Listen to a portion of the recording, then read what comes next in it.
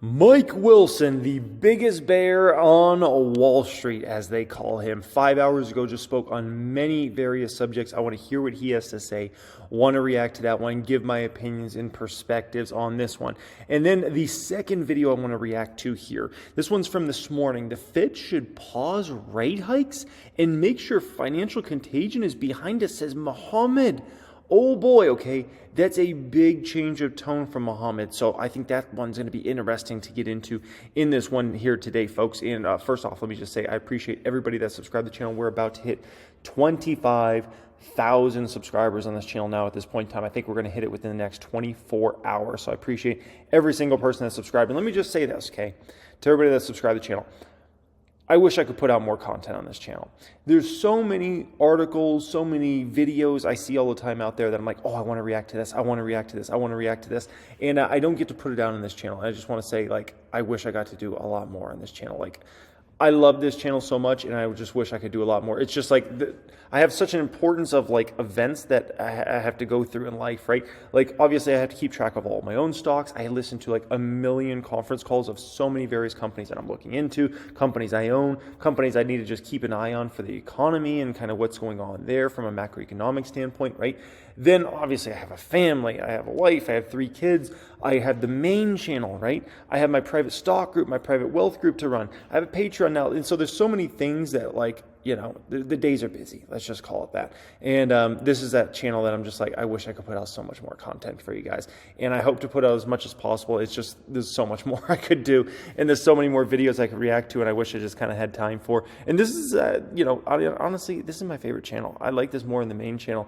Main channel, you know, I think it's just because I've been doing it for so many years. I think it's 7 years now I've had that channel that, you know, it's just kind of like it is what it is, right? This channel is still kind of fresh to me because it's not that old, and I just really enjoy it. So thanks everybody that's here. I appreciate y'all. If you enjoy the channel and you want to support us on Patreon. There'll be a pinned comment down there that you can get access to that. $10 a month. It's like a no-brainer. You get to see the stocks I'm buying and selling in there. You get to see my actual Fidelity account through Patreon and all the positions I have in detail, screenshots of everything. It's pretty epic. It's something that's a must join down there. If you want to get access to all that, plus the Discord chat that's open market trading hours every single day that the market's open, then you can go ahead and join that tier if you want.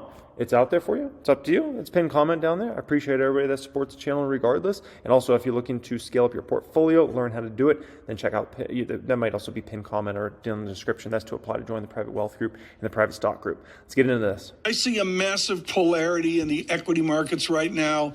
It's a select group of haves and everybody else dragging along looking for the next narrative. Am I right on that polarity?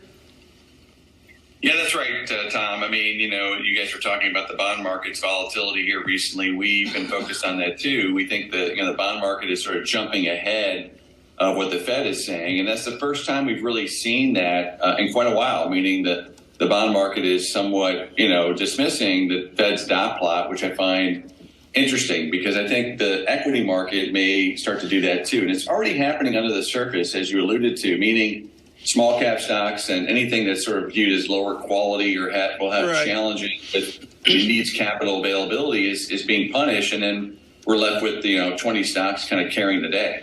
I mean, the 20 stocks carrying the day screams the roll-up I've been talking about for 6, 7, 8 months with the interest rate regime that you studied at Michigan a few years back. With that said, is it a return to what you and I knew years ago, or is this a new higher interest rate regime for the stock market? Well, I think it's a little bit of both. I think what it really is it's just a much less predictable world. And this has been our theme for the last couple of years, is that we're entering a period of higher economic volatility, right? The last 20 years has been a world of repression where, you know, all of these metrics were somewhat predictable. And that's, you know, that's for companies, that's for the Fed itself, that's for investors. And now we're entering a world where it's just not as predictable. Okay, first off, completely disagree with his statement about we're entering a world of, you know, kind of like unpredictability in the economy and whatnot. This is not, we're just entering. We've been here, baby. We've been here for years, okay? This actually started with the trade war. If you want to talk about when the kind of uncertainty around the economy, what was going to happen, it really started with the trade war. And we got to go back, this is way prior to Rona now at this point in time, okay? This is really like, from what I remember, it was like more 2018. The tariffs, do you guys remember the tariffs and how much that was going to mess up companies' earnings and everything like that? And for people that weren't in the market back then, you might not remember that. For the people that are here, that you were in the market back then, you remember fully the trade wars, the tariffs, and it was like China did this, and then the U.S. did this, and then it got messy fast, right? Then, fast forward a couple of years later, then we have Rona, which completely disrupted the global economy in the biggest way we've ever seen, certainly in modern history, right? So we had that go on, right?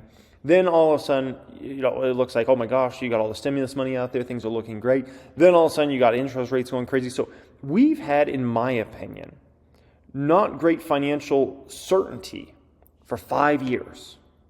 Since basically 2018, I believe we have been in a market of not great visibility and confusion when it came to kind of what's happening, where companies are going, where earnings are going, all that stuff, okay? So this is not a new story, in my opinion. For him to say we're entering, no, we've been in it. It's just maybe you haven't been paying attention, Mike Wilson, in all due respect, but we've been in this for 5 years now. That means higher risk premiums, whether we're talking about credit, whether we're talking about... Even if you don't want to include trade wars and tariffs and all that stuff, you still better include Rona, the biggest disruption we've had to the global economy in modern history. And that was over 3 years ago now. Man, time flies. That was over 3 years ago now.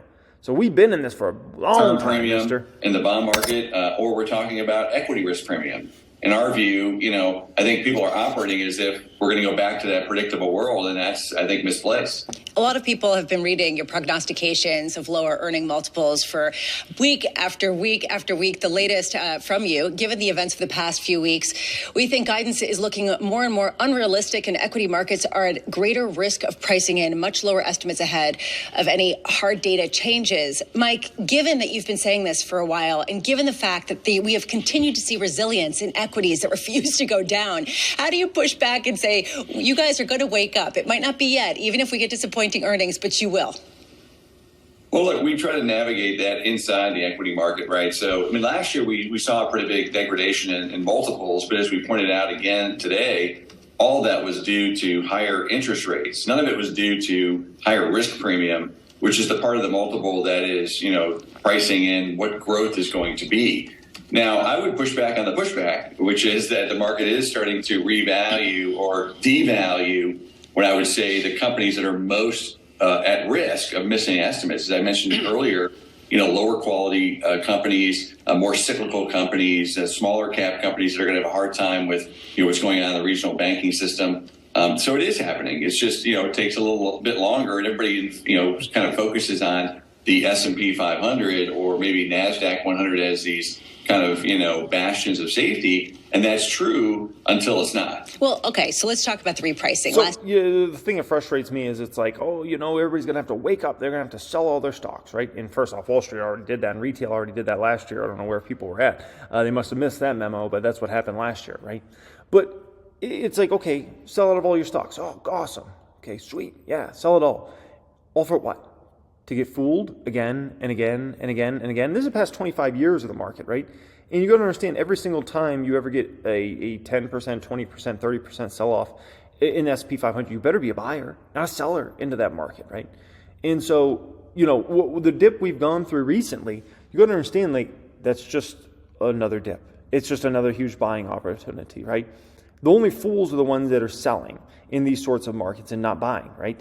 And so the fact that he thinks eventually the smarter people wake up to this, right? And you look at Warren Buffett. Warren Buffett bought more stocks than ever in history last year, right? Plowed a ridiculous amount of money into the market, while retail was giving up in the market and all leaving in mass. And while Wall Street was selling everything in sight, didn't matter if it was down 40, 50, 60, 70, 80%, right? And so, there's a certain amount of people that are kind of the Mike Wilsons, and they want to try to play the timing of the market game, which just leads to lower returns. And there's a lot of people that have just gotten a little smarter, right? And I wouldn't say it's a lot of people, but it's always a certain percentage. And those are always the ones that end up owning all the assets in the world. And, that is the way it is. It's always been that way. It's been that way for 100 years. It will continue to be that way. The people that understand these points of volatility, these crazy markets, bank runs, all this stuff, you better be a buyer in those markets. You buy, if you're not a buyer in markets like 2022, 2023, you're just going to look back with regret. That's the way it's always been. That's the way it always will be. We're talking about big tech. And this year, the repricing has been in the opposite direction. I'm looking right now at Meta, Facebook, shares up more than 71% so far year to date. Apple shares up more than 20%. I mean, basically, pick your poison, and it's up dramatically. How do you push back against this, against the recovery and some of the names that supposedly we're going to come under pressure in a higher rate world? Well, I think you said it right. I mean, these companies took their punishment last year because they were, probably the tip of the spear in terms of, valuations out of bounds. So when rates went up, they took it first. And you could argue that a lot of those groups or, stocks and sectors that they're in are in a recession already, right? That's the area we are seeing layoffs. That's the area we are seeing retrenchment on costs. And I think the debate now, Lisa, is have those companies cut costs and gotten in front of it enough where they can now see earnings growth again. I think there's some appetite for that view. That's not our view. Our view is that there's going to probably be more cost cutting in that space because the malinvestment was just so egregious and the over earning was even worse. So I think it's just going to be kind of a drip, drip, drip. My suspicion is markets tend to figure this out ahead of the actual numbers coming down. And because the bond market just repriced itself overnight, we think that risk for the equity market is elevated now more than it's been for the last 6 or 12 months. Mike, you've been labeled a bear, and I know what it is to be labeled a bear. And then people think that everything that you say is bearish no matter what. I'm just saying, even when potentially you do get constructive, are there any areas that you think have sufficiently repriced where you're starting to see opportunity? Well, look, financials have started to reprice in a meaningful way. Not all of these companies are going to have problems. That we're seeing in some of these. So, yeah, I think it's happening. The other thing I would just point out is that, financials tend to lead the overall market, but that's one area for sure. Some of the retail, some of the consumer areas have repriced. They've been repricing for years. We just added a name to our fresh money buy list today as a retailer. So, I think there are definitely areas. Markets go through these periods with, I call it a rolling bear market, rolling recession. We've kind of, I think, came out with that view a few years ago. Now people have used it, but that's the way it works. And we're looking for opportunities now at the stock level, but at the index level, it just does not look attractive to us. Mike Wilson, the thing that's different. So, by the way, in regards to kind of a rolling bear market, it is basically what we've been in. And I'll explain that a little deeper in just a moment. Let's just finish this off, and then I'll explain my thoughts a little deeper there. Time around is the pile of money in what's called private equity, private markets. Can they be a catalyst for not like Milken years ago, but can they be a catalyst for a roll-up of all these troubled companies? Well, look, first of all, I don't think there's that many, troubled companies. I think we have a situation where valuations are out of bounds and we need to correct that. I absolutely think there's tons of cash out there, where there's private or public money, public money, meaning asset owners that can come in at the right price, and it will. So whatever we're going to get here in the next 3 to 6 months in terms of finally resetting the valuation appropriately, getting estimates down, I don't think we're going to stay at very, very low price levels for a very long time. We're not in the camp that we're in a secular structural bear market. This is a cyclical bear market. It has some completion to it. And your question is really around, is there enough cash and investable funds out there to kind of, stabilize things? And I think the answer is absolutely yes. So Mike Wilson, although he's a bear, he's clearly not an end of the world bear, right?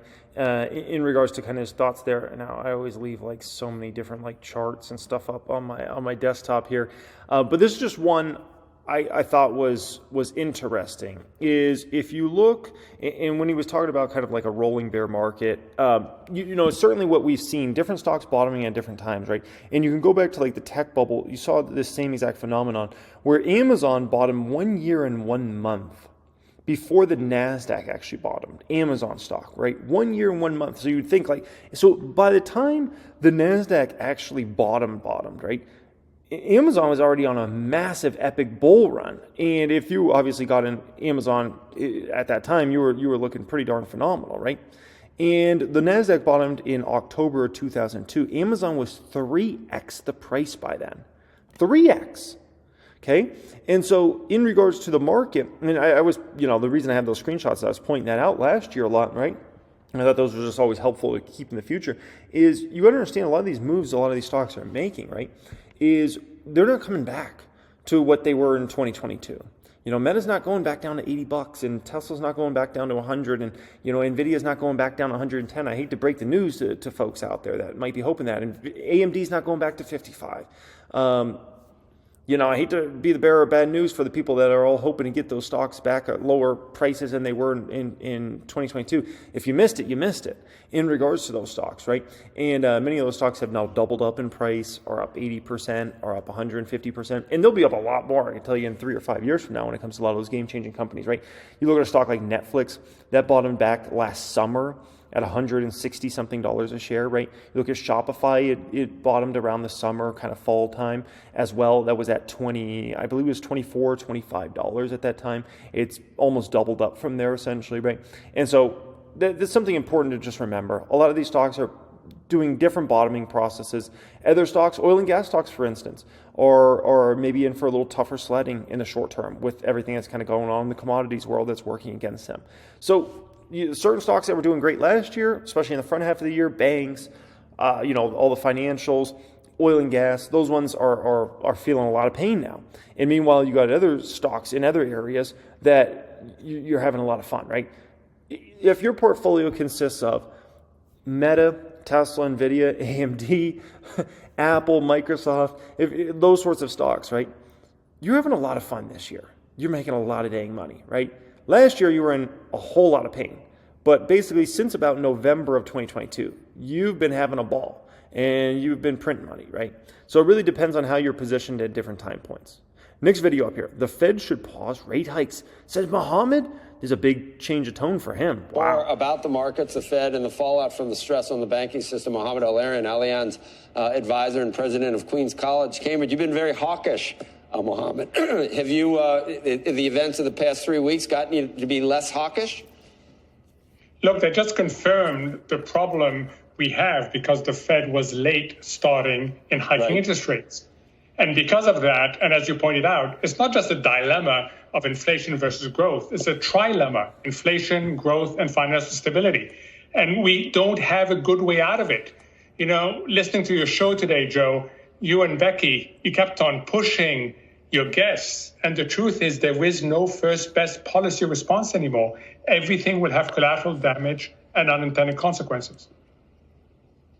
What would you do right now then? To be fair to Mohamed, that's always a situation. There's always a cause and effect with every single decision the Fed ever makes. And every single thing in the market, there's always a cause and effect. The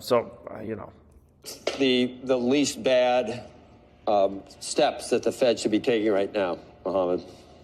I suspect the least bad is a pause after the hikes we've seen, make sure that the financial contagion is behind us, and then try to assess the economic contagion, which is harder to counter with policy. And then try to resolve, Joe, this big difference we have between what the Fed is telling us is going to happen to rates and what the markets think. We need to resolve this, because the longer it stays unresolved, the bigger the problem when it has to be resolved. How bad do you think the situation that we've seen with the banks, how much are they going to pull in their lending, Mohamed? How much will that, how many basis points do you think that accounted for of additional hiking that won't need to be done? Do you think it's 50? Do you think it's 75? Do you think that lending becomes much tougher? That is the most important question right now. The degree of economic contagion that resulting from this mishandled interest rate cycle. Look, it is going to be significant because there are two different drivers here. One is banks themselves getting more conservative, but two is bank expecting regulation to get tighter. The regulators and the supervisors have been embarrassed, and the response has always been tighten regulation more, even though this is a failure of supervision more than it is a failure of regulation. What's going to happen next in the financial sector, Mohamed? What about Europe? We feel better about the regional banks here, I guess, given the developments over the weekend. Deutsche Bank out of the woods? You know, I don't really agree with his point about, you know, it being a problem of supervision and not regulation. Because at the end of the day, if they're supervising, right, over that, if certain laws are not in place, if certain regulations are not in place, they can't do anything. So what? They're looking at it and they're observing and they're like, oh, wow, yeah, something might go wrong here. If there aren't the regulations and laws there in place, they can't do anything. Their hands are tied behind their back, right? And so I think that's an important factor. And that's why when it comes to regulation, it has to go in line with supervision. Because you can supervise all day, but if your hands are tied behind your back and you can't do anything because there's no regulations or laws there, you can't do anything. So, you know, my point is they both have to kind of go hand in hand, to be quite frank there. Are capital ratios solid over in Europe, or are they misleading? I keep hearing conflicting signals from that. So I'm with Roger. I'm not particularly worried about the banks in Europe as long as they don't keep on importing instability from the U.S. So the real question is, what about the U.S.? Look, so far what we've seen play out is duration mismatches, as you pointed out. And when you have a loss of trust and the deposit side flees, there's nothing you can do about your duration mismatch. That tends to be part of banking. The problem we've got to be careful about is the credit side, the loan book, is this notion of rolling credit contractions that we're all worried about. So I'm not really worried about the interest rate mismatches. I think that can be sorted out by the Fed.